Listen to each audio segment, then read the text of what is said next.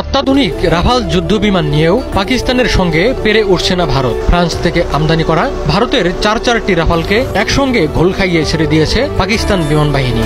হামলার প্রস্তুতি নিয়ে পাকিস্তানের দিকে অগ্রসর হতে গিয়ে পিছু হটতে বাধ্য হয় ভারতীয় বিমানগুলো। 29 থেকে 30 এপ্রিল রাতের মধ্যে ভারতীয় বিমান বাহিনীর 4টি রাফাল যুদ্ধবিমান হরিয়ানা রাজ্যের আম্বালা বিমান ঘাঁটি থেকে উড্ডয়ন করে পাকিস্তানের দিকে অগ্রসর হচ্ছিল। বিমানগুলোর গতিবেগ ছিল ঘন্টায় 1200 কিলোমিটার।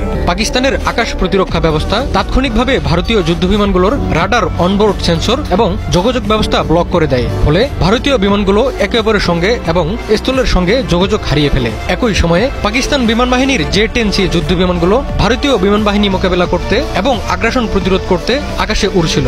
ফলে কোণঠাসা হয়ে ভারতীয় বিমানগুলো আম্বালায় ফিরে না গিয়ে শ্রীনগরে জরুরি অবতরণ করতে বাধ্য হয়।